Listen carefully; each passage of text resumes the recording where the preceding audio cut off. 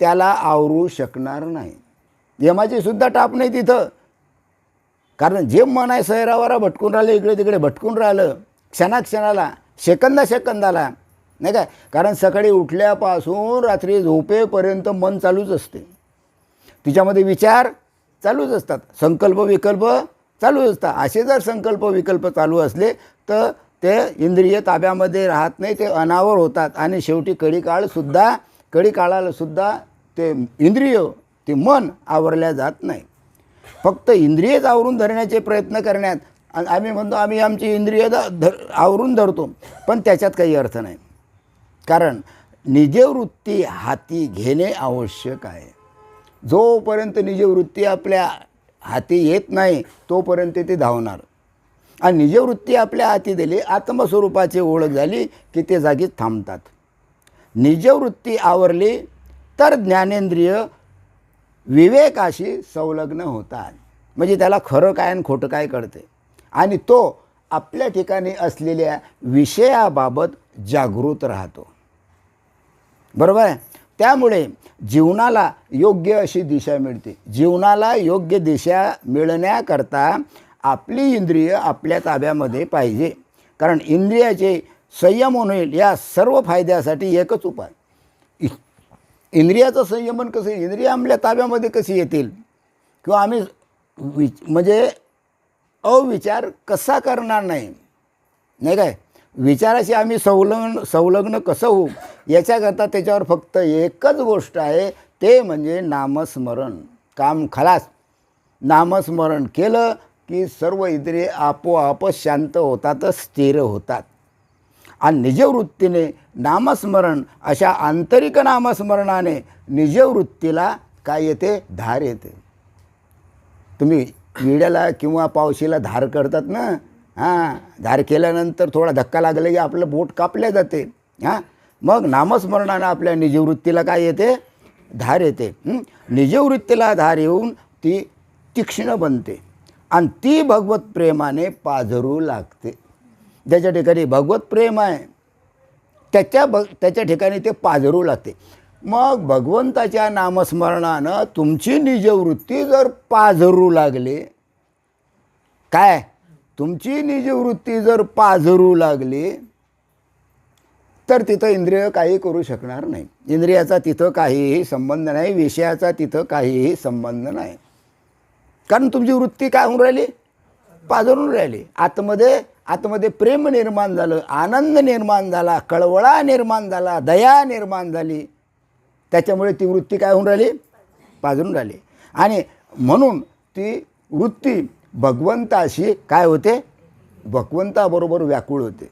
भगवंतासाठी ती वृत्ती व्याकुळ होऊन जाते. आणि म्हणून भजनामध्ये रंग येतो. भजनात काय येतो, रंग. आता भजनात तर रंग येतोच, पण आपल्या हरिपाठातही रंग येतो की नाही. वृत्ती आपली पाझरली, वृत्ती मोकळी झाली की आपल्यामध्ये सुद्धा काय होऊन जाते, भजनामध्ये आपोआपच रंग निर्माण होतो. आणि त्या रंगात व्याकुळता असते. रंग निर्माण झाला, वृत्ती पाझरली की तिच्यामध्ये व्याकुळता निर्माण होते. व्याकुळता म्हणजे दया निर्माण होते. जगाकरता दया निर्माण होते. संताचं सर्वात महत्त्वाचं वैशिष्ट्य म्हणजे दया, कळवळा. आमच्या ज्ञानेश्वर माऊलीजवळ सुद्धा कळवळा होता. आणि म्हणून त्या कळवळ्याच्या पोटी ज्ञानेश्वर माऊलींनी काय केलं, पसायदान मागितलं सद्गुरूला. पसायदान, आता विश्वात्मके देवे येणे वाग्यज्ञ तोसावे ते तोषोनी मज द्यावे. मग पसायदान काय, साऱ्या जगाचं कल्याणाची व्याकुळता माऊलीनं मागितले. सर्व संतांच्या ठिकाणी हे गुण आहे व्याकुळतेचे, नाही काय.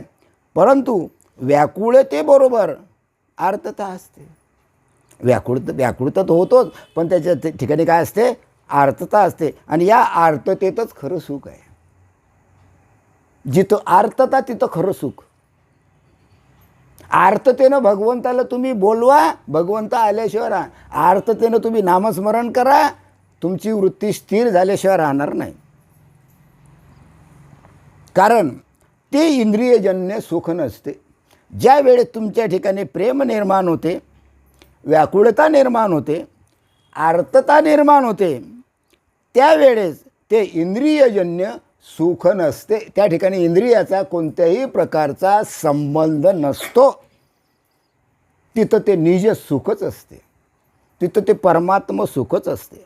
आणि म्हणून याला अलौकिक सुख म्हणतात. अलौकिक सुख. सांगत जा रे, टोपी सांगत जा. हां, सांगत जा. हां, नाही तर मग आणखी ते हे आपल्या यूट्यूबवर पाहणाऱ्यामध्ये असा कसा मॅळबुवा आहे, टोपी पाहत नाही, टोपी दिसत नाही. हां, असं लोकांनी म्हणायला नको, आहे का नाही? हां हां, म्हणून टोपीकडे लक्ष द्या आपल्या आपल्या. स्वतःची टोपी फक्त चांगली पाहिजे, फक्त दुसऱ्याच्या डोक्यात टोप्या घालू नका. हे महत्त्वाचं आहे. टोपी घालणं चांगलं ना. हां, दुसऱ्याला आपण घातली तरी चालते. हां, त्यामुळे ती निजवृत्ती सुखरूप होईल, नाही काय? ते एकदा झाले की मग नाश पावत नाही. तुमच्या ठिकाणी असलेली जी आर्तता आहे, जे प्रेम आहे, हे प्रेम एकदा उफाळून आलं, ती वृत्ती तुमची जर पाझरू लागली तर मात्र त्याच्या ठिकाणी ती निजवृत्ती नाश पावत नाही. ती मरेपर्यंत जशीच्या तशीच राहते. आणि तशीच्या तशी त्याच्यामध्ये काय होते? वाढ होते. मग जागृती असो, स्वप्नी असो, सुसुप्ती असो, कोणत्याही अवस्थामध्ये असले तर ती निजवृत्ती टिकून राहते. कशानं राहते? फक्त नामस्मरण. एवढं भगवंताच्या नामात महत्त्व आहे. म्हणून भगवंताचं नाम सोडू नये. बरोबर आहे? कारण आत्मा नित्य तृप्त असल्यामुळे हमेशा प्रसन्न. आत्म्याचा आणि या वृत्तीचा काही संबंध नाही, कारण आत्मा नित्य तृप्तच आहे. तो आत्मा कधी दुःखी झाला काय? आत्मा कधी दुःख कोणाला होते? देहाला दुःख होते, आत्म्याला दुःख होत नाही. आतापर्यंत अजूनही आत्मा दुःखी झाला नाही, कोणाचाच नाही. पाप्यातला पापी असला तरी त्याच्या ठिकाणी असलेला आत्मा दुःखी होत नाही. त्याच्या देहाला ते दुःख आहे आणि तो हमेशा करता प्रसन्न आहे. बरोबर आहे? मग या निजवृत्तीला अशा प्रसन्नतेची आवश्यकता आहे. आणि ही प्रसन्नतेत लीन झाली, वृत्ती आत्मप्रसन्नतेमध्ये लीन झाली की त्याला शांती म्हणतात. ती शांत होते. बरोबर आहे? अखंड शांत राहते. आणि जे संसाराचं दुःख आहे, हे संसाराचं दुःख नाहीसं होते. जरी दुःख असलं तरी ते दुःख बाजूला सारतो आणि आपल्या शांतीमध्ये एकरूप होतो. बरोबर आहे? मग म्हणून आपण अध्यात्मदृष्टीतून तेव्हा परमेश्वराच्या नित्य आणि सत्य स्वरूपाचा विचार करायला पाहिजे. परमेश्वराचं सत्य स्वरूप काय आहे, नित्य स्वरूप काय आहे, याचा विचार करणं महत्त्वाचं आहे, नाही काय? तेव्हा त्याला आकाशाची उपमा देत असतो. काय? परमेश्वराचं जे नित्य स्वरूप आहे त्या परमेश्वराच्या स्वरूपाला आपण आकाशाची उपमा देतो. की भगवंत केवढा आहे? आकाश आहे एवढा म्हणतो ना. भगवंत कसा आहे? आकाश आहे एवढा. म्हणजे आकाशाची उपमा आपण भगवंताला देतो. पण खरोखर भगवंत आकाशा एवढा आहे काय? हा महत्त्वाचा आहे, महत्त्वाचा प्रश्न आहे. भगवंत आकाशा एवढा आहे काय? आहे की नाही? बोलत जा. आहे की नाही? भगवंत आकाशा एवढा आहे की नाही? अरे हां हां, तो आकाशा एवढा नाही, आकाशापेक्षा. हां, कारण आकाश हे पोकळ असले. आकाश कसं आहे पहा, तिच्यामध्ये किती मुळे सूर्यन, चंद्रन, तारांगण, किती ग्रहण, गोलन, बापा त्याचा अंदाज केला जाते काय? मग आकाश हे पोकळ असले तरी त्यामध्ये प्रकृती रूपानं त्याचा एक सूक्ष्म भाग आहे. प्रकृतीचा तो भाग आहे. मग प्रकृतीचा तो जर एवढासा छोटासा भाग म्हणजे आकाश आहे, तर त्या प्रकृतीला गिळणारा भगवंत केवढा असेल हिशोब करा. त्रैराशी काय गणितातलं, इतक्याला तितकं तर तितक्याला किती, बरोबर आहे. हा नाही आम्हाला म्हणजे आम्ही सातवारात असताना हे हां शिकवत होतो हे समीकरण. मग आकाशाची वास्तविक आकाश हे पोकळ आहे नाही काय, पण ते प्रकृतीचाच एक सूक्ष्म भाग आहे. प्रकृती हे या प्रकृतीचा जो सूक्ष्म भाग म्हणजे आकाश, आणि या सूक्ष्म भागामध्ये केवढं मोठं अवडंबर भरलेलं आहे. पहा, सूर्य, चंद्र, तारांगण, बापा ग्रह, अमुक टमुक या सर्व आकाशामध्ये भरलेलं आहे. पण हे आकाश त्या प्रकृतीचा एक छोटासा भाग आहे. आणि म्हणून ते पंचमहाभूतात्मक असल्यामुळे ते प्रकृतीने निर्माण केले. प्रकृतीचंच काम आहे. पंचमहाभूतात्मक शरीर किंवा जे काय म्हणतात त्याला पंचमहाभूतात्मक शरीर किंवा त्याला काय म्हणतात हे पिंडात, तेच कुठं आहे, ब्रह्मांडात आहे. ते कोण निर्माण केले, प्रकृतीनं निर्माण केलेलं आहे. ते परमेश्वराने निर्माण केलेले नाही. परमेश्वराचा आणि निर्माण करण्याचा काहीही संबंध नाही. आपण म्हणतो बाबा देवानं निर्माण केलं रे बापा आपल्याला, बरं देवानं अरे तुम्ही त्या देवाशी भगवंताशी एकरूप आहातच, मुळातच तुम्ही एकरूप आहात. पण प्रकृतीशी संबंध आला, देहाशी संबंध आला, म्हणून तो भगवंत बाजूला राहिला, तो आत्मा बाजूला राहिला. बरोबर आहे. मग या परमेश्वरानं जग निर्माण केलेलं नाही. जग निर्माण करण्यात भगवंताचा हात नाही, परमात्म्याचा हात नाही. सर्व लोक म्हणतात देवानं निर्माण केलं, देव काय निर्माण करेल, त्याच्या मागे कामं नाही काय. हां, सर्वांचा सांभाळ करणं त्याचं काम आहे, पाप पुण्य देणं त्याचं काम आहे, भक्त आहे किंवा भक्त आहे हे पाहणं काम आहे. लय मोठं काम आहे देवाला. तो कसं काय निर्माण करेल जगाला, आहे की नाही, भक्कम कामं. मग परमेश्वरानं निर्माण केलेली जी प्रकृती आहे, या प्रकृतीचा आणि त्या परमात्म्याचा काहीही संबंध नाही. परमेश्वरानं प्रकृती निर्माणच केली नाही. प्रकृतीने हा जो जगदाभास आहे, हा जगदाभास साठविण्यासाठी सर्वात पहिले आकाशाची निर्मिती केली. प्रकृतीने काय केलं, हा जगदाभास म्हणजे जगाचा भास, जिकडे पाहसान तिकडे भासच आहे. हा जगदाभास निर्माण करण्यासाठी प्रकृतीनं, देव नाही बरं, भगवंत नाही, आत्मा नाही, परमात्माने काही संबंध नाही. काय केलं, पहिल्यानं कोण निर्माण केली, प्रकृतीनं काय निर्माण केलं, पहिले आकाशाची निर्मिती केली. मग या आकाशामध्ये सर्व आहेत की नाही, जेवढे काही ग्रह आहे, तारांगण आहे, चंद्र आहे, सूर्य आहे, मग किती आहे आणि काय आहे याचा अंदाज नाही. कशाकरता, फक्त जगदाभास निर्माण करण्याकरता प्रकृतीनं हे कामं केले. आणि त्यात हे अवडंबर साठवून जगाला विश्वाभास दाखवला. तिच्यामध्ये जगडंबर साधवलं. हे जेवढं मोठं आहे ना, हे सर्व तिच्यामध्ये साठवलं आणि विश्वाभास दाखवला. पहा विश्व कसं, पहा विश्व कसं, हे तीर्थ कसं, ते तीर्थ कसं, इकडे कसं, तिकडे कसं, भारत कसा, पृथ्वी कशी, नवग्रह कसे, नासा चालला इकडे आहे का नाही, ते कसं, इस्रो कोणीकडे, काही गेले, किणीकडे गेले, कितीही काही प्रयत्न केला तरीसुद्धा हा एक विश्वाभास आहे. एक तो भास आहे, आभास आहे. बरोबर आहे.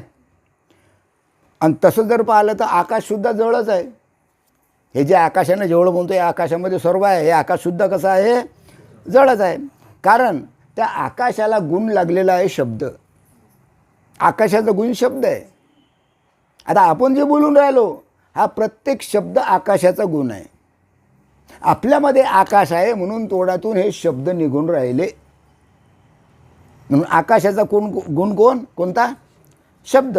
आणि परमेश्वर तर गुणाच्या पलीकडे आहे, गुणातीत आहे. तो गुणाचा परमेश्वराजवळ काहीही संबंध नाही.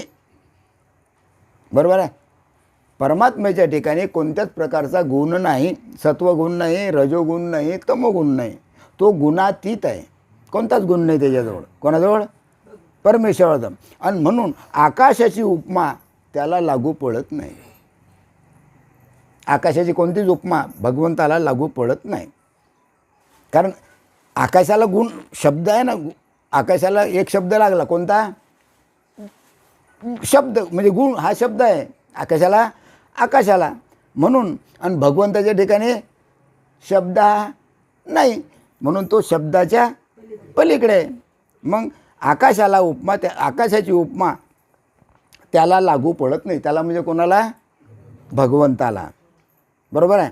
कारण प्रकृतीचा हे आकाश निर्मितीचा एक चमत्कार आहे. सर्वात महत्त्वाची गोष्ट, प्रकृतीचा हे आकाश निर्मितीचा एक चमत्कार आहे.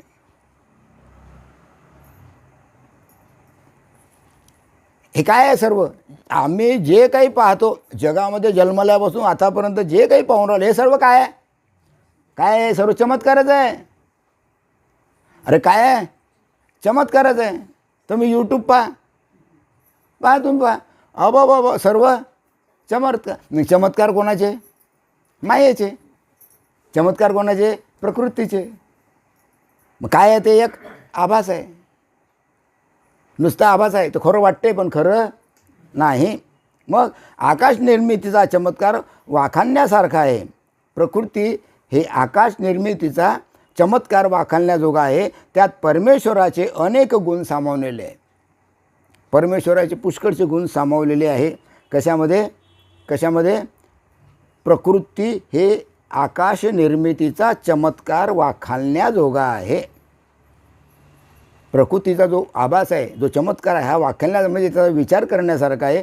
त्यात परमेश्वराचे अनेक गुण साठविलेले आहे, म्हणून ते उपमेजोगे वाटते. वास्तविक आकाश कसं आहे? शून्य आहे.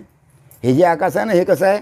शून्य आहे. म्हणजे चारही बाजूनं आकाश आहे आणि आपण पृथ्वी आपली मध्ये, चारही बाजूनं काय आहे?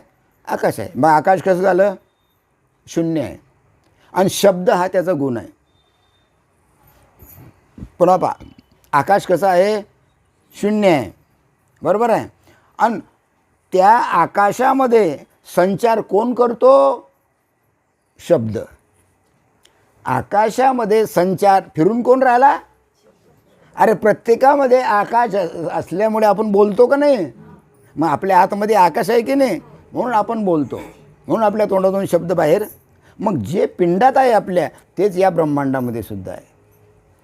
पिंड आणि ब्रह्मांड याच्यामध्ये अलग अलग नाही. मग शब्द त्यात संचार करतो. मग हे त्याचं जळत्व आहे. जळत्व आहे, जळ आहे, तो नाश पावणार आहे. कोण? आकाश. नाही काय? परमेश्वराला त्या ठिकाणी शब्द लागू पडत नाही. परमेश्वराचा आणि त्याचा काहीही संबंध नाही. शब्द आधीच मावळतो. ज्या वेळेस भगवंताचं नामस्मरण करता करता परमात्म्याशी एकरूप होता होता होता होता शब्दच मावळतो. नामस्मरण करता करता करता करता तुम्ही जे नाम घेता हे नामसुद्धा आठवत नाही.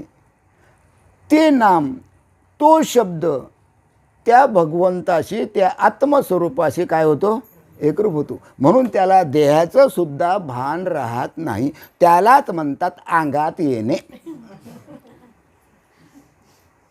अष्टसात्विक भाव नाही, काय म्हणतात त्याला?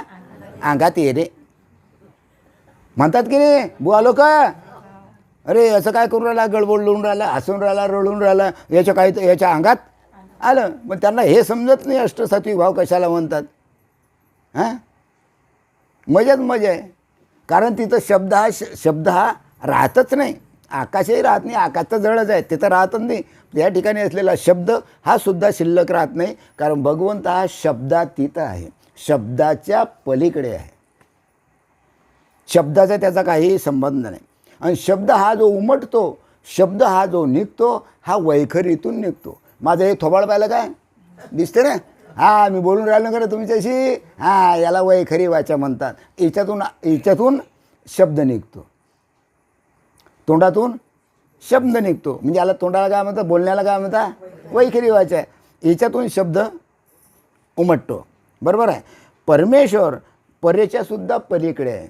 आणि वाच्यातीत आहे. वाचाचित म्हणजे बोलण्याच्या पलीकडे आहे. शब्दातीत शब्दाच्या पलीकडे आहे. परमेश्वर परेच्या पलीकडे आहे. आता परा म्हणजे माहिती आहे तुम्हाला कुठे आहे? बेंबीचा देठ परा.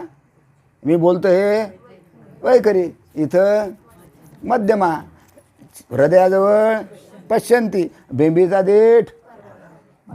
देठ परा, आणि याच्या पलीकडे तो आहे. अरे इथं बेंबीच्या जवळ नामस्मरण गेलं तरीसुद्धा त्याला आठवत नाही, आणि मग परेच्या पलीकडे गेल्यावर त्याला शब्दाची आठवण येईल का? मग हे सर्व कशानं होते? नामानं. मग केवढी मोठी पॉवर आहे, केवढी मोठी शक्ती आहे नामात. मग जगाला किंमतच नाही. जगाला काहीच किंमत. ज्याला किंमत आहे ते पटले, ज्याला किंमत आहे ते तरले. लक्षात घ्या, ज्याला किंमत नाही तो कसा काय तरणार आहे? भाव पाहिजे, श्रद्धा पाहिजे, विश्वास पाहिजे, आहे का नाही? मग शब्दा वैखरी तो म्हणतो परमेश्वर परेच्या पलीकडे वाचातीत आहे.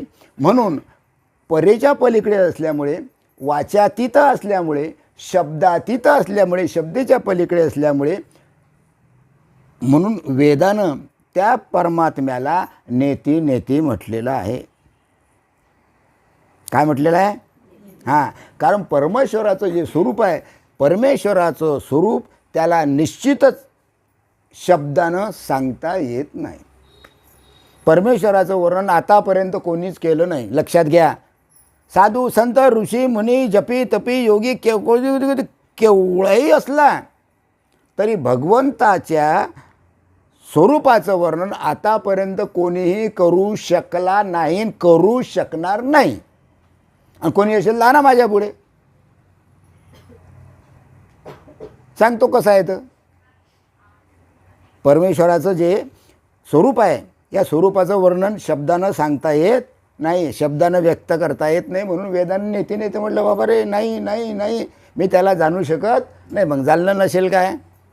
वेदाला जाणलं नसेल काय? जाणलं, पण तो कसा आहे हे मला सांगता येत नाही. आता सांगायला जातो तर शब्द पुरे, बोलता येत नाही. मग काय सांगेल तिथं? स्वामी रामकृष्ण परमहंस एकानं प्रश्न केला की बुवा तुम्ही देवाला ओळखता काय? हो. मग त्याचं वर्णन करू शकता का? हो. आता आग्रहच केला, हा मग भगवंताचं वर्णन करू शकतो. मग सांगा भगवंत कसा आहे? मग सांगतो तुम्हाला. रामकृष्ण परमहंस ध्यानस्थ बसले, बोलत राहिले. वैखरी गेली, त्याच्यानंतर मध्यमा गेली, बोलणं सुरू, तोपर्यंत जागे होते. हां, पश्चंती गेली, त्यानंतर परेपर्यंत आले, तोपर्यंत ते बोलत राहिले. त्यांना थोडं थोडं समजत होतं. इथपर्यंत आले तोपर्यंत बोलत राहिले, बोलत राहिले, बोलत राहिले, बोलत राहिले. पण याच्या पुढे ज्या वेळेस याच्या पुढे जे इथं दशवेदारावर गेले त्यावेळेत त्यांचं बोलणं खुंटलं. एक शब्दही ते बोलू शकले नाही, कारण ते त्या भगवत स्वरूपाशी एकरूप झाले. कारण भगवंत हा वाचातीत आहे, शब्दातीत आहे, त्याचं वर्णन कोणी करू शकत नाही. आणि शेवटी झाले चूप. काय वर्णन करणार आहे? भगवंताचं वर्णन काय करणार आहे? करता येईल? म्हणून आतापर्यंत भगवंताच्या स्वरूपाचं वर्णन कोणीही करू शकणार नाही, शकलाही नाही, करू शकणारही नाही. केवढाही मोठा असू द्या. आणि आम्ही भलं वर्णन करतो भगवंत देव असा आहे, देव तसा आहे, ते देव तसा आहे, त्या देवानं असं केलं, देवा हा असं केलं तसं केलं काय? हां, कठीण आहे बा. अरे तो शब्दाच्या पलीकडे आहे, तो वाचातीत आहे, तो परेच्या पलीकडे आहे. हां, मग परमेश्वराचं स्वरूप शब्दानं आतापर्यंत कोणीही व्यक्त करू शकला नाही. कारण परमेश्वर हा आकाशापेक्षा कसा आहे? अव्यक्त आहे. आकाशापेक्षाही अव्यक्त आहे. अव्यक्त म्हणजे न दिसणारा. आता आकाश पहा बरं केवढं मोठं आहे. आता खरोखर तुम्ही वर पाहता ते निळं निळं दिसते. मग खरंच निळं आकाश असेल काय? तुम्ही तिथं जाऊन पहा, ते कसं दिसेल? अलग दिसेल. पुन्हा तिथं जाऊन पहा. कोणी जाणार आहे का कुणी? नाही. तो कसं आहे? ते कसं आहे? मग आकाश अव्यक्त आहे, दिसतच नाही. ते आकाशही अव्यक्त आहे. पण कसं आहे? ते शून्य आहे. आकाश शून्य आहे. बरोबर आहे. शून्य म्हणजे काय?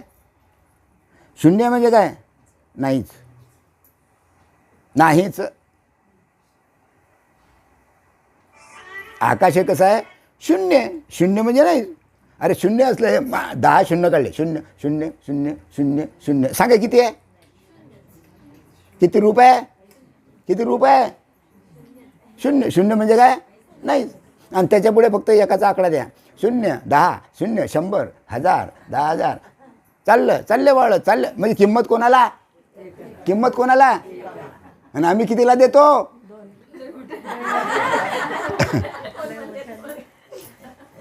कठीण आहे बाबा. एक मांडतच नाही आम्ही.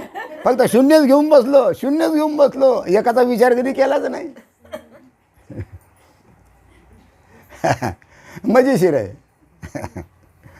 मग हां, पण आकाश कसं आहे? शून्य आहे. पण परमेश्वर मात्र शून्य नाही. कारण परमेश्वर हा त्या अव्यक्तातून अवतार घेत असतो. आतापर्यंत जेवढे अवतार घेतले, 10 अवतार भगवंतानं अव्यक्तातून घेतले. अव्यक्तातून घेतले आणि व्यक्त दशेला आला. भगवंत हे अव्यक्तातून आले, व्यक्त दशेला श्रीकृष्ण झाले. अव्यक्तातून आले, व्यक्त दशेला म्हणजे दिसणाऱ्या राम म्हणून झाले. 10चे 10 अव्यक्तातून व्यक्तामध्ये आले. त्यावेळेस आपल्याला त्यांचं शरीर दिसलं आणि मग समजलं की अरे बाबा हा अवतारी पुरुष आहे. ते पुढे दिसलं नंतर. मग परमेश्वर हा अव्यक्तातून अवतार घेतो आणि मग प्रगट होतो.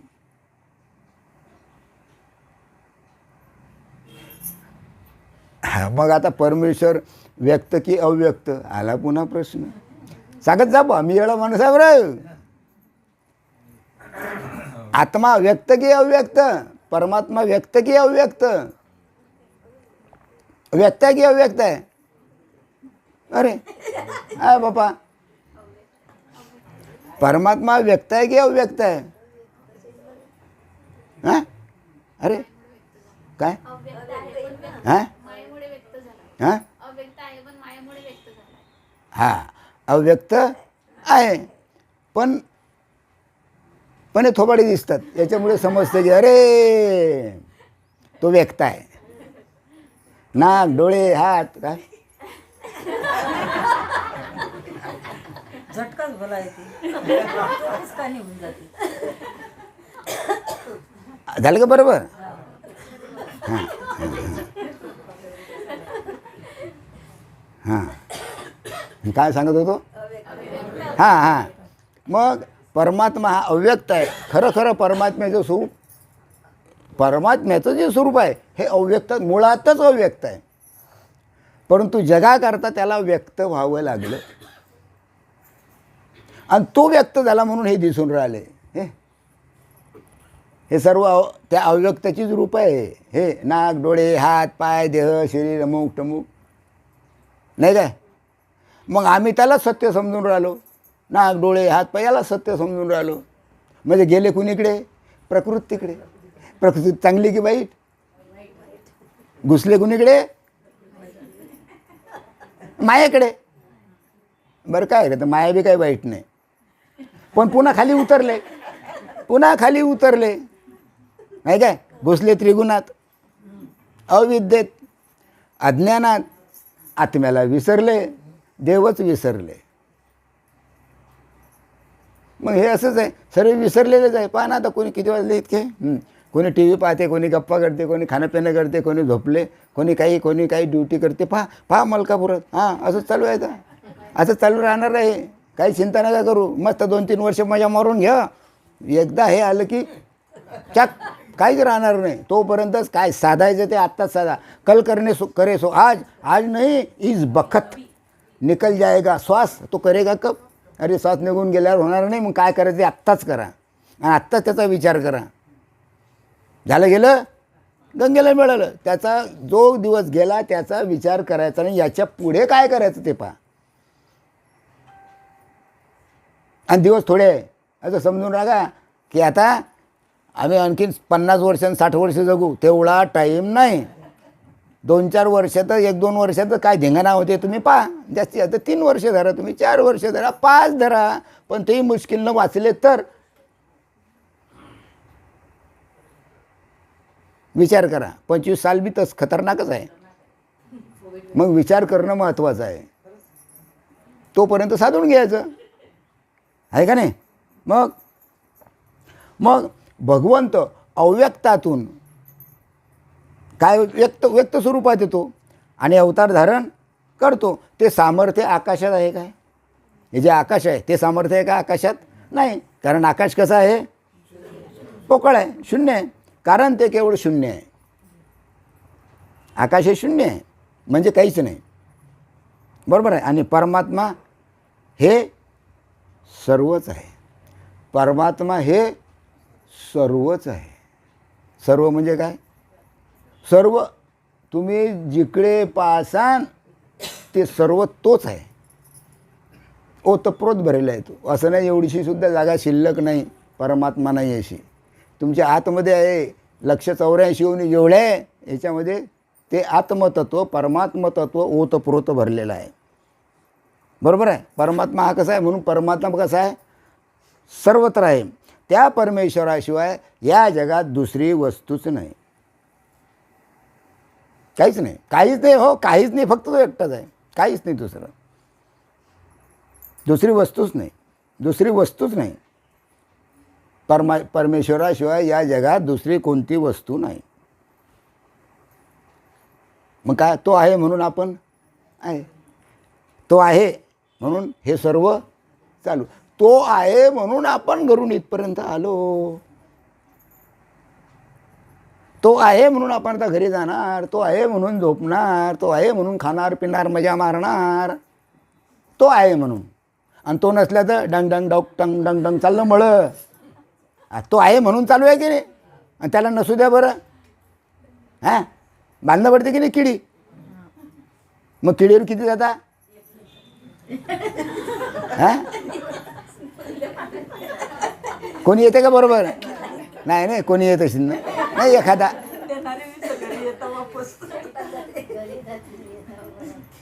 अरे त्याच्यामुळे आपण जगू नये म्हणून त्याचं नामस्मरण करा, त्याची आठवण करा, त्याला बेमान होऊ नका. आणि ते तत्व सर्वांच्या आत ओतप्रोत भरलेलं आहे. आणि ते किती आहे? एकच आहे. आणि एक तत्व नाम दृढ धरी म्हणा. आणि मग म्हणा हरिशे करणा येईल तुझी. हां, नाम नाही काही नाही काही नाही, ते तत्व नाम रे. हां, अरे वा.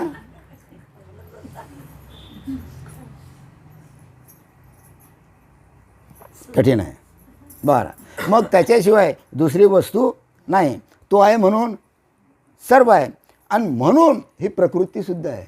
अरे तो आहे म्हणून प्रकृती आहे. पहा, ही प्रकृती. तो आहे म्हणून आहे प्रकृती. पहा, कोणी कसं प्रत्येकाचं नाव अलग अलग आहे. प्रत्येकाचं रूप अलग अलग आहे. प्रत्येकाच्या ठिकाणी असलेले गुण अलग अलग आहे. कोणामुळे? त्याच्यामुळे. तो आहे म्हणून प्रकृती आहे. आणि हे सर्व प्रकृतीचीच रूप आहे. पहा, कोणी नकटं, कोणी चपटं, कोणी उंदरं, कोणी बांद्रं, कोणी गोरं, कोणी कसं. पहा पहा पहा, हे काय आहे? त्याचंच रूप आहे.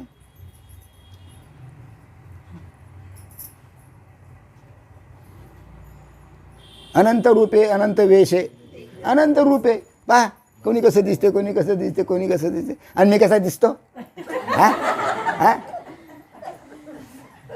अनंत रूपे अनंत वेशे देखील आम्ही त्याशी. आणि बाप रखमा देवीवरू खून बांधली ऐशी. अरे सर्व सर्व सर्व रूपानं तो एकटाच नटलेला आहे. नामरूपानं तो एकटाच नटलेला आहे. पण त्याच्यावर भरोसा नाही. हेच तर मोठी कठीण काम आहे. हेच मोठं कठीण काम आहे मलकापुरात, आहे का नाही. परंतु प्रकृती परमेश्वराच्या अधिष्ठानावर भासलेला भास आहे. परमेश्वराचं अधिष्ठान आहे त्या प्रकृतीला. कारण परमेश्वर आहे, परमात्मा आहे म्हणून प्रकृती आहे, नाही का.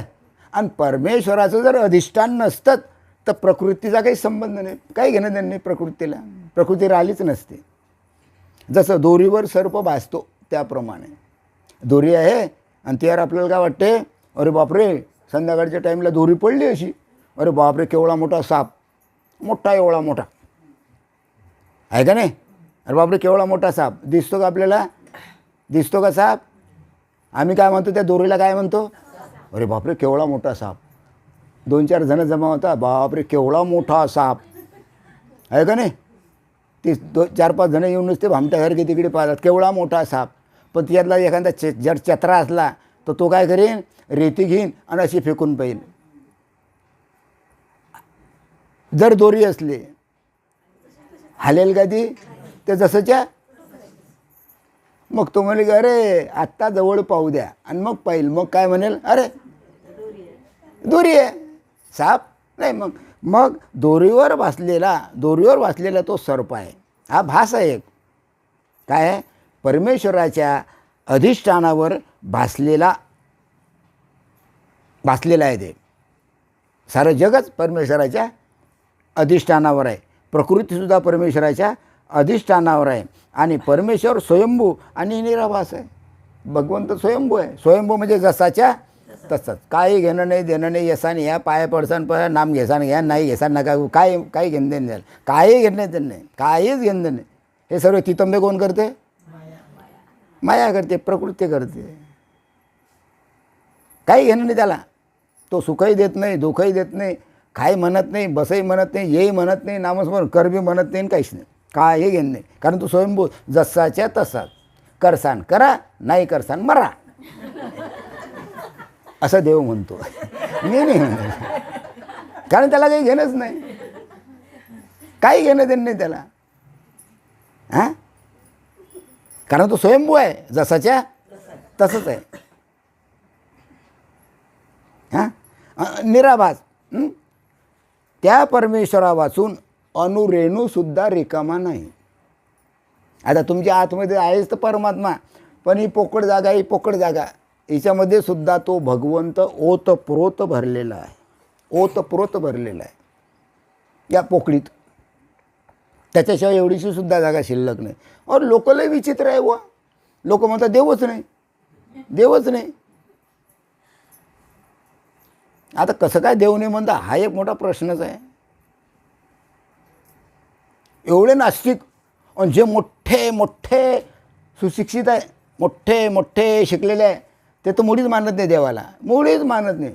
याचं देवन कशाचं काय, त्याला आहे तर खाओ पिओ मजा मारो बस मर जाओ.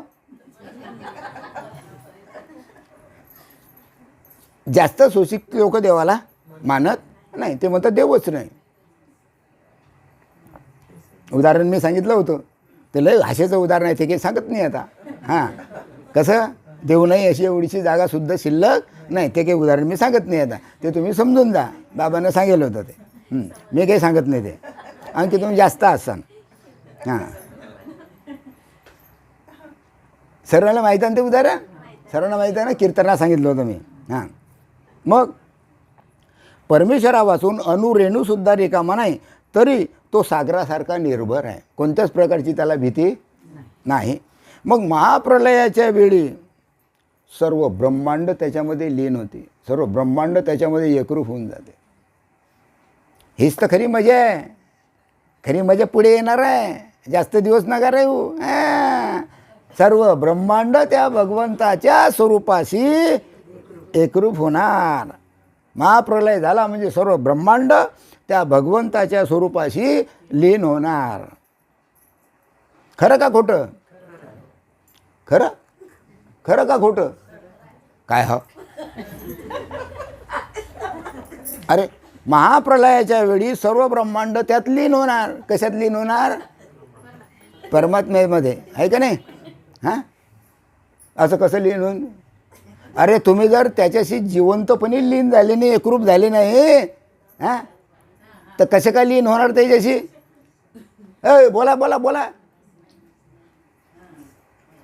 हां, इथं लिहिलेलं आहे महाप्रलयाच्या वेळी सर्व ब्रह्मांड सर्व ब्रह्मांड त्या परमात्म्यामध्ये लीन होते. खरं की खोटं,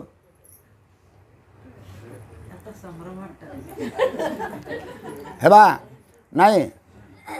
महाप्रलय झाला म्हणजे सर्व ब्रह्मांड त्या प्रकृतीमध्ये लीन होते. आणि प्रकृती काय करते, सर्व विलयाला गेल्यानंतर ती प्रकृती प्रत्येक जीवात्म्याला आपल्यामध्ये ठेवते आणि शेवटी ती प्रकृतीसुद्धा त्या परमात्म्यामध्ये एकरूप होते, अस्सलीन होता येते परमात्म्यात. आणि ज्या वेळेस महाविनाश, ज्या वेळेस पृथ्वीची सृष्टीची उत्पत्ती होते, त्यावेळेस सर्वात पहिले कोण, सर्वात पहिले माया.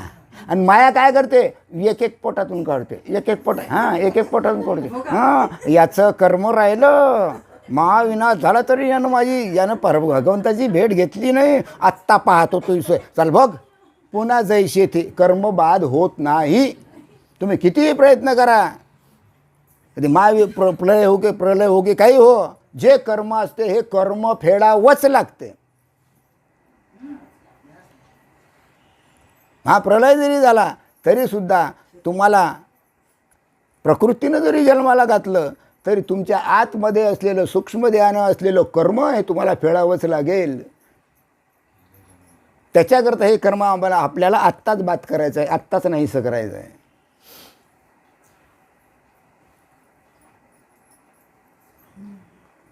बरोबर आहे.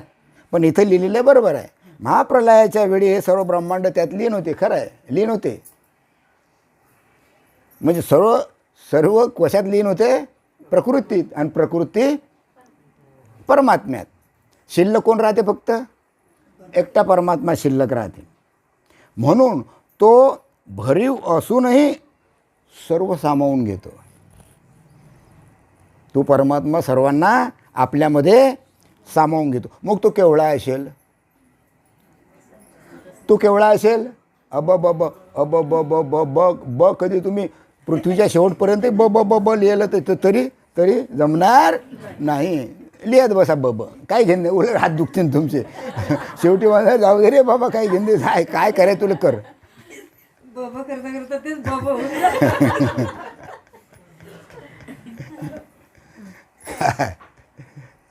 कठीण रे बाबा. हां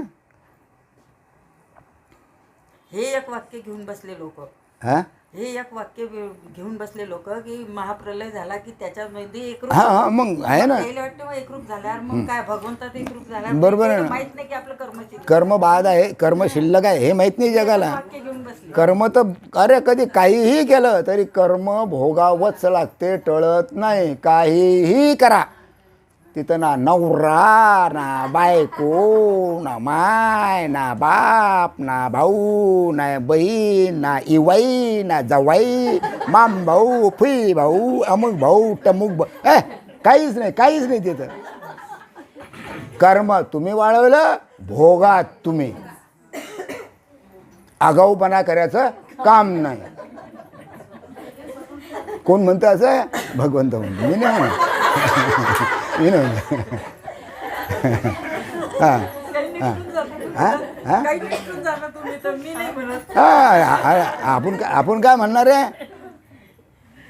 अरे तो आकाशाचा शब्द बोलून राहिलो मी, बोलवणारही तोच आहे ना. हां हां हां मग याला निर्भर म्हणतात. परमेश्वराची कल्पना करूनही तो कल्पनातीत आहे. परमेश्वराची कल्पना करता येत नाही, कारण तो कल्पनातीत आहे, शब्दातीत आहे, वाचातीत आहे, त्रिगुण रहित आहे. अरे बाबा, काय कोणता शब्द द्यावा त्या भगवंताला हेच कळत नाही, काय म्हणावं त्या भगवंताला हेच कळत नाही. शेवटी म्हणणं पडते, बाबा तूच, शब्दच नाही दुसरा. काही करायचं असलं तर तूच, काही इलाजच नाही ना, ते तर काहीच चालत नाही. तो केवढा आहे हे त्याचं त्यालाच माहीत, कसा आहे हेही त्याचं त्यालाच माहीत. कारण अनंत ब्रह्मांड त्याच्या उदरात आहे. अनंत ब्रह्मांड त्याच्या उदरी, तो हा बालक नंदाघरी. अनंत ब्रह्मांड त्याच्या उदरात आहे. एकच ब्रह्मांड नाही, मग अनंत ब्रह्मांड. मग आता अनंत ब्रह्मांड कसे आहे का नाही. उंबर पाहिला का तुम्ही, उंबर, एक उंबर घ्या, उंबराचे घोसचे घोस असतात उंबराला, एक उंबर घ्या आणि ते फोडलं की तिच्यामध्ये बारीक बारीक बारीक बारीक किटकुले असतात. ते फोडलं की लगे उडून जातात आणि मरून जातात. ती एक उंबर म्हणजे एक ब्रह्मांड. हे ब्रह्मांड दिसते ना, हे एक उंबर आहे. असे अनंत ब्रह्मांड आहे. उंबराले उंबर किती असतात? बाबा काय तेवढे ब्रह्मांड आहे. ते सर्व भगवंताशी सामावलेले आहे. भगवंतानं सर्व सामावून घेतले आपल्या. मग तो भगवंत केवढा असेल याचा तुम्ही विचार करा. आपण काही विचार करत नाही. हां, तुम्ही पाहिजे तशी डोकं चालत असेल तर चालवा. आपण काही रिकामा ते डोकं चालवायला, बरोबर आहे. हां, नाही कुठं चालत बसतं डोकं, काय घेणं देणं नाही आपल्याला. हां, एकांशाने हा सर्व विश्वाभास त्याच्या अंतरंगात साठवलेला आहे. कोणाच्या? भगवंतामध्ये साठवलेला आहे. हे सर्व महाप्रलय त्याच्या अंतरंगात आहे. हे जे महाप्रलयांचा भगवंताच्या अंतरंगात आहे. महाप्रलय एक नाही, दोन नाही, हजार नाही, लाखो कोट्यावधी महाप्रलय त्याच्या अंतरंगात आहे, भगवंताच्या अंतरंगात. हां, आपण तो एकच पाहू आता थोड्याच दिवसात. हां, एकच पाहू. अनंत महाप्रलय त्याच्या अंतर साठवलेले आहे. पण तो जसाच्या काही घेणं देणं. हां, हे सर्व महाप्रलय त्याच्या अंतरंगात होतात. म्हणजे उत्पत्ती, स्थिती आणि लय हा त्याचा सहज स्वभाव आहे. उत्पत्ती करणं, त्याचं पालनपोषण करणं आणि त्याचा सत्यानाश करणं, नाही काय, हा त्याचा स्वभाव आहे. कोणाचा? भगवंताचा. नाही तर माझं बोलणंच तसं आहे. माझं आता काही इलाज नाही, बोलणंच तसं आहे म्हणून ते बोलतो. हा त्याचा सहज काय आहे? स्वभाव आहे. याची नोंद त्याच्या अंतःकरणात होणे नाही. उत्पत्ती स्थिती लय त्याच्या अंतरंगात आहे. पण किती उत्पत्ती स्थिती लय किती वेळा होतात आणि काय होतात आणि कसे होतात हे मात्र त्याला त्याचा पत्ताही नाही. त्या घडामोडीची त्याला कल्पनाही नसते. किंवा जगाची उत्पत्ती झाली, जगाचं पालनपोषण सुरू आहे, जगाची निर्मिती, आता हे सर्व यायला जाणार, त्याच्या अंतरंगातही नसते. त्या घडामोडीची त्याला कल्पनाही नाही. हे सर्व काम कोण करते? माया. हे सर्व काम प्रकृती करते. त्याला काही घेणं देणं नाही. करशीन कर, घडशीन घड, पालनपोषण करशीन कर, महाप्रलय करशीन कर, मला काही घेणं नाही. मी जैसाचा तसा, बस, काहीच नाही, काही घेणं देणं नाही.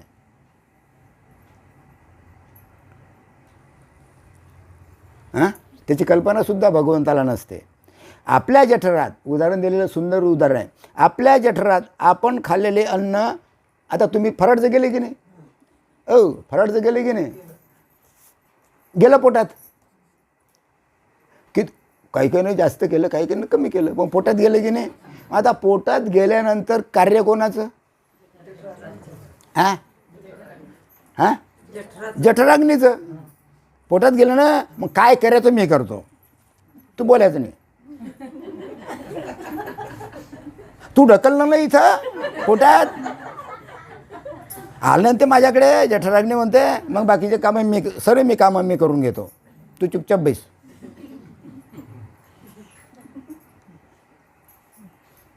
कोण म्हणते?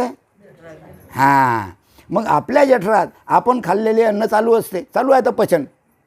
तुम्ही जरी ऐकून राहिले तरी पचन सुरू आहे. लहान आतळ, मोतळ, आतळ, अमुक टमुक, मग शेवटी लगे ब्रर आहे नाही. हां, असं आहे, ते चालू आहे, ते कार्य सुरू आहे. काय चुकलं गे?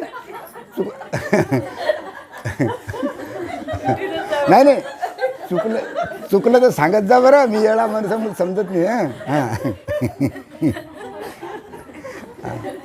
हां, नाही बरं, खरं आहे का खोटं आहे?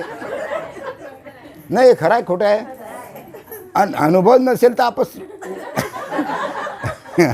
हां,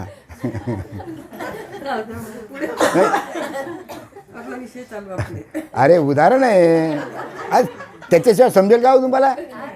हां, आता समजणार की नाही की मी काहीच करत नाही, मी नुसता बसलेला आहे का नाही? जे काय करते ते फक्त प्रकृतीच करते. उदाहरण दिलं जठराचं म्हणून बोललो मी, नाही तर मी कशाला बोलू?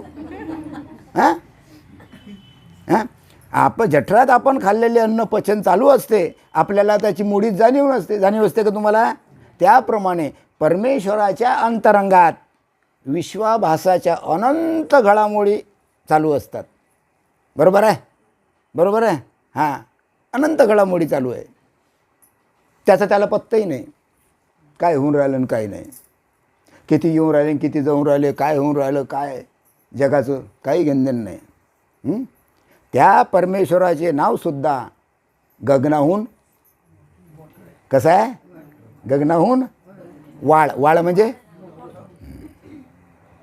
ह्या परमेश्वराचे नावसुद्धा गगनाहून वाळ आहे, म्हणजे मोठं आहे. या आकाशापेक्षाही मोठं नाव आहे भगवंताचं.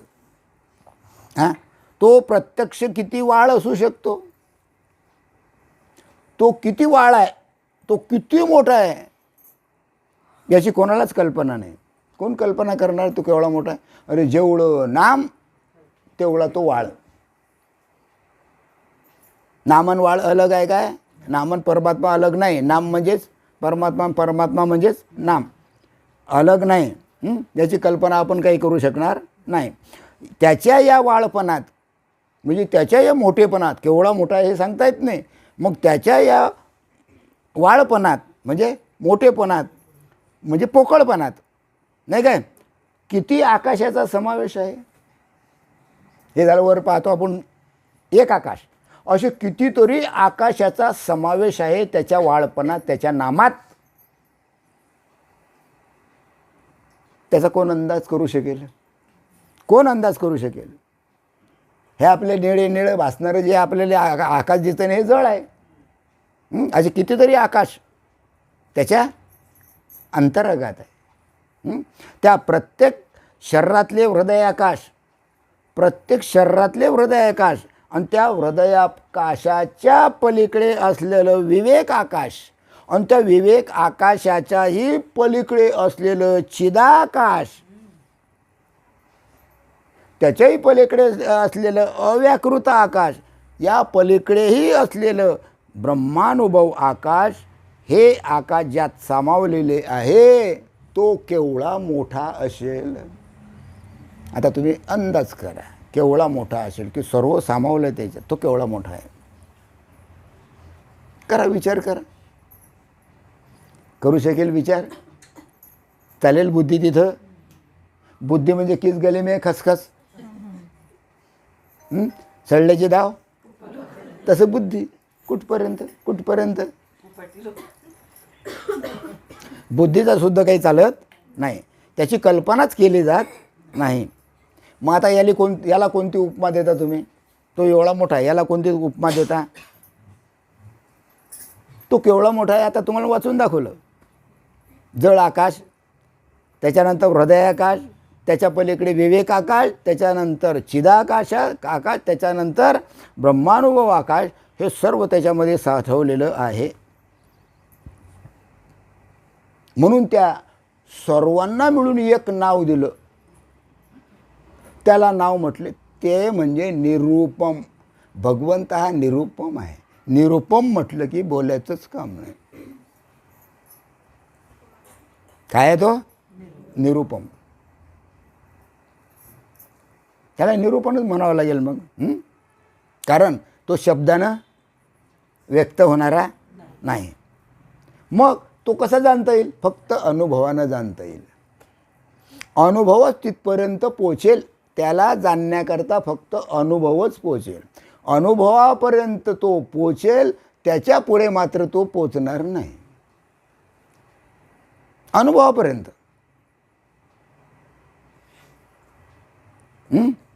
आणि अनुभव हा सुद्धा शब्दाच्या पलीकडे.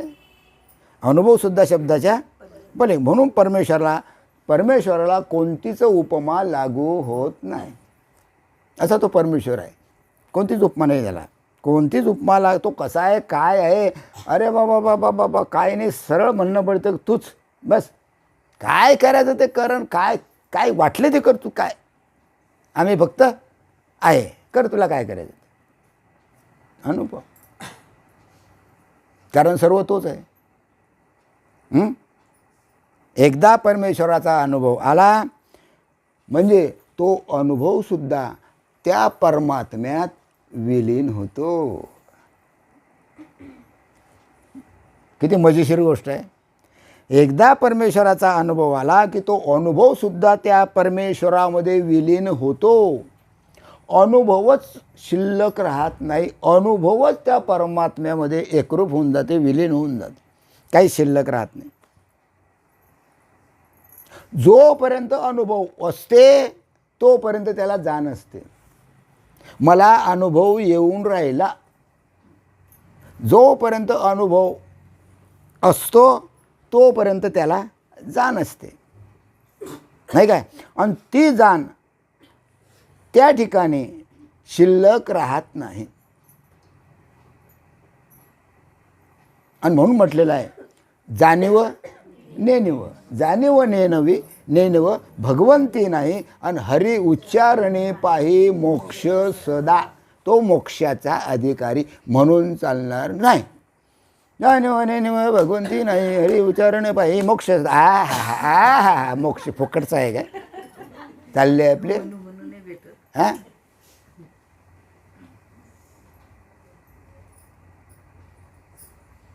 तो अनुभव तिच्यात मुरायला पाहिजे. परमात्म्यात तो अनुभव मुरायला पाहिजे. जाणीव नेणीव कोणाशी आहे? जाणीव आणि नेणीव हे कोणापाशी आहे? जाणीव आणि नेणीव हे कोणापाशी आहे? भगवंताजवळ नाही. म्हटलं अरे आता सांगलं ना भाऊ, जाणीव नेणीव भगवंती नाही. जाणीव बी नाही, नेणीव बी नाही.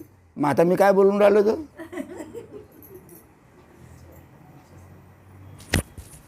जाणीव नेणीव हे प्रकृतीपाशी आहे. परमेश्वरापाशी प्रकृतीच नाही. हां, तर जाणीव नेणीव कुठली? अरे परमेश्वराजवळ प्रकृतीच नाही. मग प्रकृती जर नाही तर जाणीव नेणीव कशी? हां, म्हणून जे आत्मस्वरूप जो परमात्मा एवढा विशाल आहे आणि सर्वत्र भरून उरलेला आहे, हां, तो काय प्रत्येकाच्या ठिकाणी वास करून वावरत नाही. तो जर परमात्मा या ब्रह्मांडामध्ये ओतप्रोत भरलेला आहे तर तो तुमच्या ठिकाणी नाही काय? मलकापुरातल्या बंद्या लोकांच्या ठिकाणी नाही काय? पशु पक्षी वगैरे त्याच्या ठिकाणी नाही काय? कारण एवढीशी सुद्धा जागा शिल्लक नाही. मग तो तुमच्या ठिकाणी नाही काय? प्रत्येकाच्या ठिकाणी वावरत नाही का तो? हां, कारण तो तुमच्यापासून वेगळा नाही. तुम्ही आणि परमात्मा कसा एकच आहे. पण तशी प्रचिती नाही, तसा अनुभव नाही. वास्तविक आता परमात्मा आणि आपण कसे आहेत? एकच आहे. मी आत्मा आणि परमात्मा दोन्ही कसे आहेत? एकच आहे. अशी त्या विराट परमेश्वराला साधू संतांनी प्रचितीपर्यंत आणून उभा केला. काय एवढा मोठा विराट भगवंत, एवढा मोठा विराट परमात्मा साधू संतांनी काय केलं? त्याला फक्त प्रचितीपर्यंत आणून ठेवला. अनुभवापर्यंत फक्त आणून ठेवला साधू संतांनी. हां, आणि भारतीय संस्कृतीचे महान असे जे तीन सिद्धांत आहे, आपल्या संस्कृतीचे 3 सिद्धांत आहे. कोणते? आत्मतत्व सर्वीकडे ओतप्रोत भरलेलं आहे. आत्मा फक्त तुमच्यात आत आहे काय? आत्मा हा प्रत्येक जीव मात्रामध्ये आत्मा आहे. सर्वत्र ओतप्रोत तो भरून आहे. आणि ते सर्व प्राणी मात्रांच्या ठिकाणी अधिष्ठित आहे. त्या अधिष्ठानावर देव आहे. आत्मा या अधिष्ठानावरच काय आहे? देव आहे. आणि तेच माझ्या ठिकाणी आहे, तेच माझ्या ठिकाणी आहे.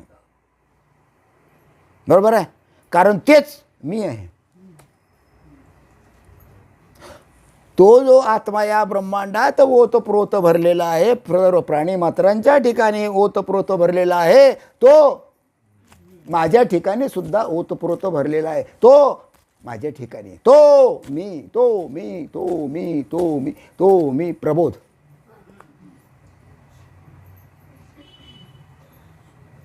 तो हा विठ्ठल बरवा, तो हा माधव बरवा, म्हणून चालेल काय?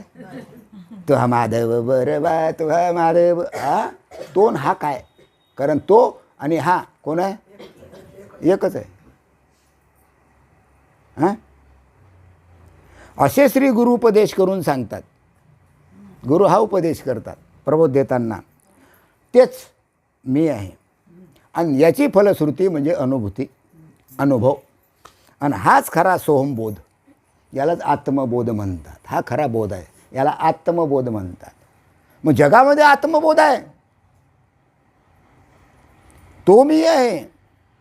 अरे हो, पण आता मोठी भानगड झाली.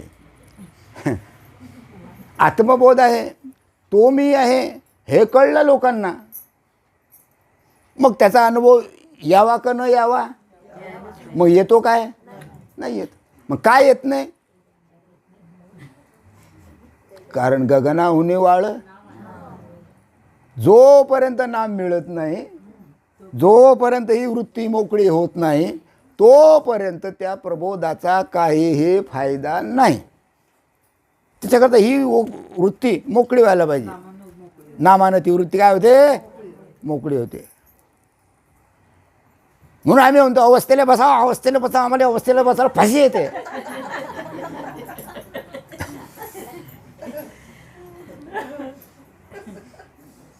रस्ता मोकळा होते ना हा? अवस्थेनं.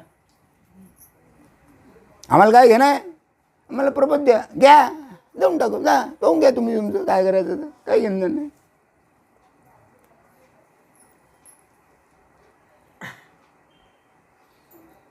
आज नाम दिलं की एक वर्षानं येता, वर्षानं माझा प्रबोध राहिला बाबा. मग अवस्था काय? हा होते, बसता अर्धा तास अवस्थेला लागते. बाबा प्रबोध द्या, घ्या, जा. काही फायदा आहे का त्याचा? तो मुरला काय तो? पण भाई बापा, हा सुटला पाहिजे ना. जशी यायले साऱ्या जमान्याची घाई आहे. कसा काय सुटी? अवस्था महत्त्वाची. अवस्थेला हमेशा बसायला पाहिजे. तो एक आनंद आहे. जोपर्यंत तो आनंद उपभोगत नाही, तोपर्यंत प्रबोधाचा फायदा नाही. मग तो आनंद लुटून घ्या, लुटून घ्या नामानं. आणि मग प्रबोध कुठे जाते? आहेच आपला प्रबोध.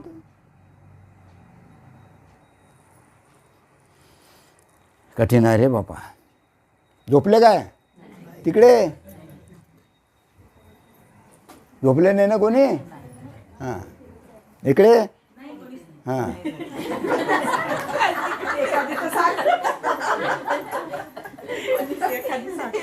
हां. पहा तर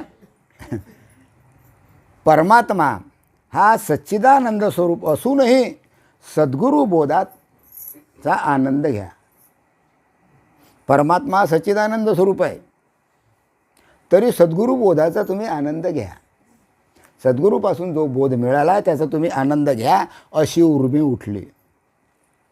सद्गुरू कृपेनं तो आनंद उपभोगण्याची संधी तुम्हाला भगवंतानं दिली. तुमच्यामध्ये ती उर्मी उठली, आपलीच गोडी.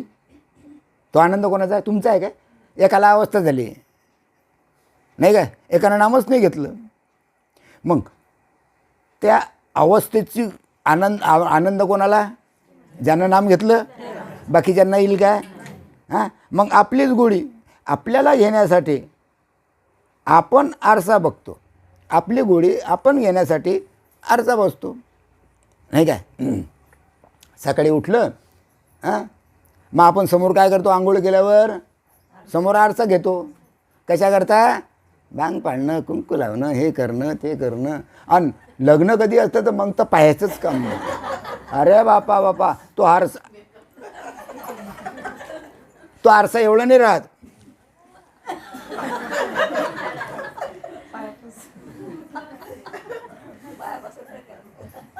सर्व दिसते त्यात आपलं शरीर पूर्ण. काय बापा बापा, लगन म्हटलं रे रे कठीण रे बापा. काय करा, काय करा.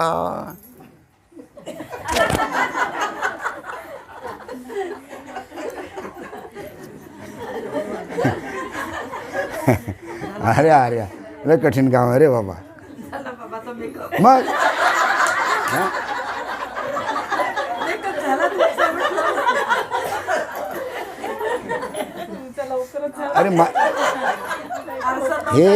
हे माझी गोष्ट नाही सांगत मी, उदाहरण आहे की बुवा काय आहे, आपलं तोंड पाहून आपलीच गोडी आपल्याला घेण्यासाठी आपण काय करतो, समोर आरसा ठेवतो. आरसा समोर ठेवला तर आपलीच गोडी आपण घेतो. पहा मी कसा दिसतो, घेतो की नाही आपली गोडी, दुसरा येईल काय नाही.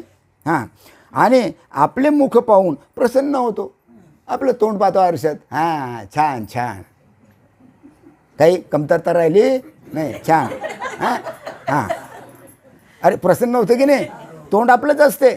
मग आपलंच तोंड आपल्याला पाहण्याकरता समोर काय घ्यावं लागतो, आरसा घ्यावा लागतो. आणि ते आरशात पाहिलं तर मग आपलं तोंड बघून आपण प्रसन्न होतो. आता साखरेची गोळी घेण्याकरता स्वतःपासून विभक्त झाल्याशिवाय घेता येणार नाही. आता साखर आणली, हातावर ठेवली, त्या साखरेला म्हटलं, साखरी तूच तुझी गोळी घे, घेता येईन का तिला? साखरेची गोळी घेता येईन काय? साखरेला साखरेची गोळी घेता येईल काय? पाण्यानं पाण्याची तहान भागेल काय? नाही. मग तहान कधी भागेल, दुसऱ्यानं पेलं त्या टाईमला. साखरेची गोळी कधी कळेल, हातात साखर घेतली, घ्या, कसं आहे, हां गोड आहे. दूध कसं झालं, फिकं झालं, टाका साखरे. कारण विदर्भात कारखान्याची कमतरता आहे, नाही काय?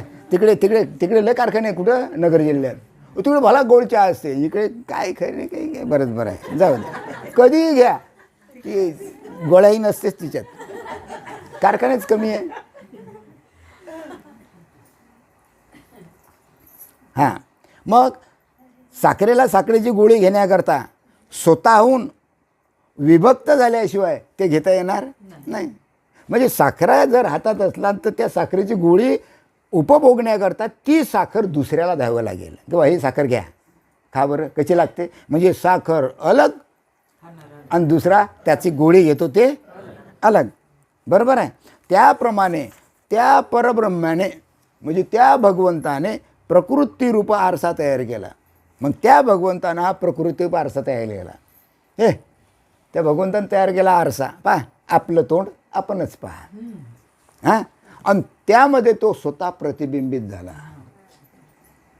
तो भगवंत स्वतः तिच्यामध्ये प्रतिबिंबित झाला.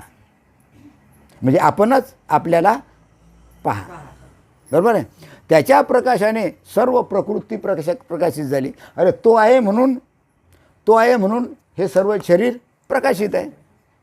आत्मा आहे म्हणून सर्व शरीर प्रकाशित आहे का नाही. मग या आता किती दिवस राहिलं समजा, हे हात पाय नाक डोळे किती दिवस खराब होईल काय?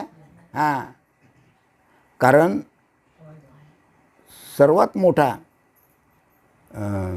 फ्रीज अंदर आहे. फ्रीजमध्ये पदार्थ ठेवला, किती दिवस राहिला तो तसाच राहतो. तसा हा फ्रीज आहे, भगवंत हा फ्रीज आहे. आणि या फ्रीजमुळे काय होते, नाक डोळे हात पाय सर्व शरीर जसंच्या तसंच राहते. कोणामुळे? आत्म्यामुळे. म्हणून जमेल काय चाले शरीर कोणाचे तेन कोण बोलवितो हरिविन देखवे ऐकवे एक नारायण तयाचे भजन चुकूच नका. आम्हाला बटन म्हटल्याशिवाय काही आम्हाला भजन काही आवडत नाही. त्याच्या सत्तेनं चालू आहे सर्व. प्रकृती प्रकाशित झाली त्या आत्मसत्तेनं, परमात्म सत्तेनं ती प्रकृती प्रकाशित झाली. म्हणून आपण घरून इथपर्यंत येऊ शकलो, नाही तर येऊ शकलो असतो काय? नाही. सर्व पिंड ब्रह्मांड प्रकाशित झाले. कारण काय? सर्वमध्ये तोच भरून उरला. सर्व ब्रह्मांडामध्ये तोच भरून उरलेला आहे. मग तो पिंडाच्या आत,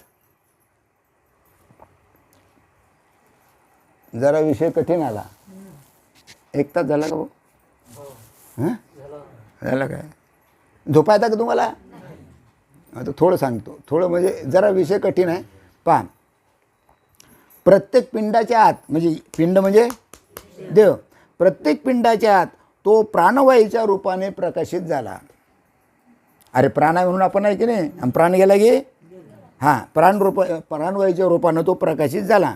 आणि या पिंडात प्राण प्रकाशित होत नाही, या पिंडात प्राण प्रकाशित होत नाही तोपर्यंत आपण स्वतःला पाहू शकत नाही. प्राण प्रकाशित होणं आवश्यक आहे, तरच तो स्वतःला पाहू शकेल. म्हणजे जिवंत जर असला तरच तो स्वतःला पाहू शकेल गुरुकृपेनं, नाही तर नाही. झोपेत प्राणाचे सान्निध्य असून देखील आपण आपल्याला जाणू शकत नाही. गाढ झोप लागते, मग आता प्राण आहे की नाही, प्राण आहे की नाही समजते काय, नाही समजत. कुठं झोपलो, काय झोपलो, उद्या काय करायचं, सकाळी उठायचं काय काय काही समजत नाही. गाढ झोपलं की काही समजत नाही माणसाला, आहे की नाही. मग नसते का तो, सुसुप्ती अवस्थेमध्ये सुद्धा प्राण असतो, पण तो आपल्याला जाणू शकत नाही, देखील आपण आपल्याला जाणू शकत नाही. प्राण ज्यावेळी सचेत होतो त्यावेळी आपण आहोत असे आपल्याला जाणवते. प्राण सचेत झाला की मग आपल्याला जाणवते की अरे मी आहे. सकाळी उठता बरोबर अरे मी आहे का नाही. कशामुळे, प्राण सचेत झाला, प्राण सचेत झाला. म्हणून आपण स्वतःच आपल्याला काय करतो, जाणतो. या जाणणेपणाला चेतना म्हणतात. या जाणणेपणाला ज्याच्यामुळे आपण जाणतो त्याला चेतना म्हणतात. त्याला दुसरं नाव चैतन्य म्हणतात, त्याला चिद्घन म्हणतात, त्याला आत्मा म्हणतात, त्याला परमात्मा म्हणतात, त्याला वस्तू म्हणतात, त्याला चिन्मात्र म्हणतात, त्याला राम म्हणतात, त्याला कृष्ण म्हणतात. काय म्हणायचं असेल ते म्हणा, बक्कम नाव आहे त्याला. त्याला चेतना म्हणतात, जाणणाराला चेतना म्हणतात. ही चेतना चैतन्याच्या प्रकाशाने प्रकाशित होते, चैतन्याने ती प्रकाशित होते. पिंड ब्रह्मांड सचेत करून प्रकाशित ठेवते. पिंड ब्रह्मांड काय करते, ती चेतना सतेज ठेवते आणि चेतना काय करते, प्रकाशित करते. त्या चेतनेत तुमच्या ठिकाणी जी चेतना आहे, जे जाण आहे, त्या चेतनेत ज्यावेळी सद्गुरु कृपेने चैतन्य प्रकाशित होते, तुमच्या आतमध्ये असलेली जी चेतना आहे, ही जी चेतना आहे, या चेतनेत ज्यावेळी सद्गुरु कृपेने चैतन्य प्रकाशित होते त्यावेळी आपल्याला आपण पाहावे हा परमेश्वराचा पूर्ण संकल्प असतो. परमेश्वराचा पूर्ण संकल्प असतो की यानं याला पहा. तो संकल्प पूर्ण होऊन जातो. म्हणजे मीच मला पाहतो. त्या चेतनत्वामुळे गुरुकृपेनं तोच त्याला काय करतो, पाहतो.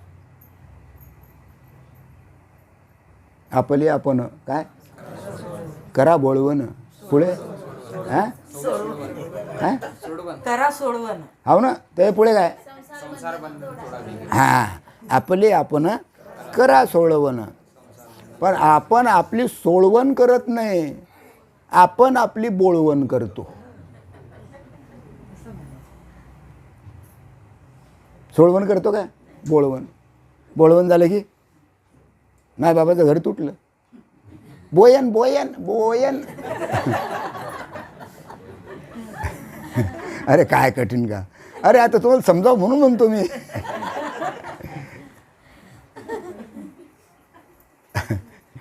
कठीण रे बाबा, कठीण रे. बरं जाऊ द्या. हां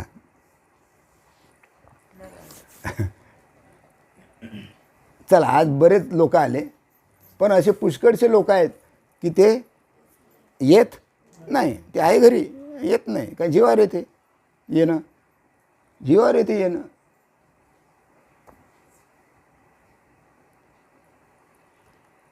वास्तविक पाहता जर तेवढे मलकापुरातले सत्संगाला आले तर एवढी जागा काय म्हणतो, याच्यापेक्षा 4 पटीनं जागाही पुरणार नाही.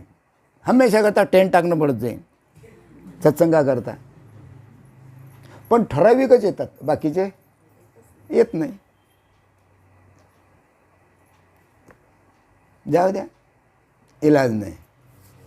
तर आज कोणती एकादशी? सफला एकादशी, नाही काय? सफला एकादशीच्या निमित्तानं आपण सर्वजण या ठिकाणी जमलो. आपण सर्वजण आले, सत्संग ऐकला, मोठमोठ्यानं दात काढले. त्याबद्दल मी आपला सर्वांचा आभारी आहे. विशेषतः आमच्याकडून काही चूक झाली असेल, येळा माणूस आहे मी, पहिले सांगितलं, तर उदार अंतःकरणानं आपण आम्हाला काय करा, क्षमा करावी, आईच्या प्रेमाने क्षमा करावी. एवढे बोलून मी माझे 2 शब्द माझे सद्गुरू श्रीपाद बाबा यांच्या चरणी अर्पण करतो आणि माझे 2 शब्द संपवतो. पुंडलिक वरदे हरी विठ्ठल श्री ज्ञानदेव तुकाराम पंढरीनाथ महाराज की जय. माऊली ज्ञानेश्वर महाराज की जय. राष्ट्रसंत सद्गुरू श्रीपाद बाबा की जय. सच्चिदानंद रामदास बाबा की जय. सब संतन की जय. थोडंसं प्रॅक्टिस